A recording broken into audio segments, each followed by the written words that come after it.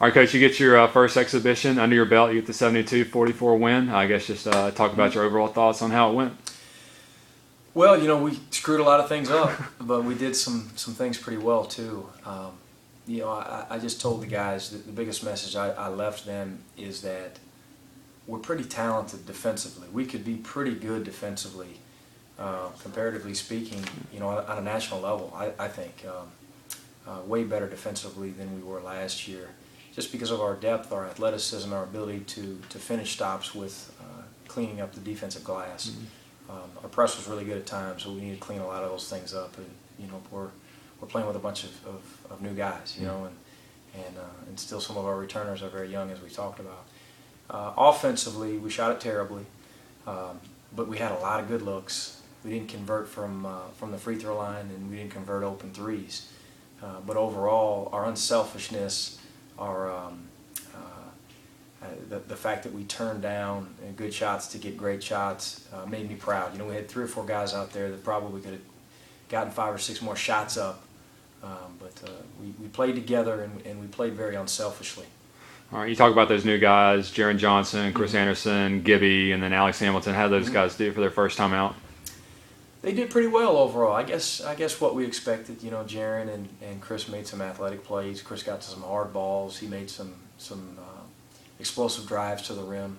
Jaron had a great offensive rebound putback early in the game. Alex has got a lot to learn from the 1 and from the 2. Unfortunately for him, we're trying to play him at both spots to help him have more opportunity for minutes, and he's talented enough to earn those minutes at both spots. And he did some good things from both spots tonight. But when you're calling different plays and you try to add some structure, he'll over time he'll be much better than he is today. And Gibby Talbot got in there and did some damage in a few minutes of work, threw his body around. He's very physical and played hard. And like Alex, he's learning our system daily. Now, you talked about how you guys are probably going to be seeing a lot of zone this year. How do you think you guys did against the zone tonight? Unfortunately, it was a 1-3-1, and we hadn't spent hardly any time against 1-3-1 because we don't play any 1-3-1. It's funny, yesterday for the first time, we put a dummy 1-3-1 out there and just put in a base look and said, heck, what if we see 3 or 4 minutes of this? We got to get in something. And at the tip. That's the first thing you saw. Yeah, it's the first thing we saw, and we saw it for a long time. Yeah. But we did a pretty good job, again, just passing the ball, keeping it moving, and being unselfish. And then they switched their zone up a little bit to a 1-1-3 look. And so we were able to get into a couple different wrinkles. And, again, we got open shots. We didn't convert all of them. That was the story of early last season. I hope it's something we can correct pretty soon. And I hope that some of it just has to do with the fact that we really beat them up early in the year, and our legs aren't exactly there, and we've put so much emphasis on defense and rebounding. So you got a week to go to your next exhibition. What's going to be happening from today until that point? Well, tomorrow they're off, and deservedly so. This will be only their second off day since we started. And then we've changed Saturday practice to go a little bit later in the day so they can get about a day and a half away from me screaming at them.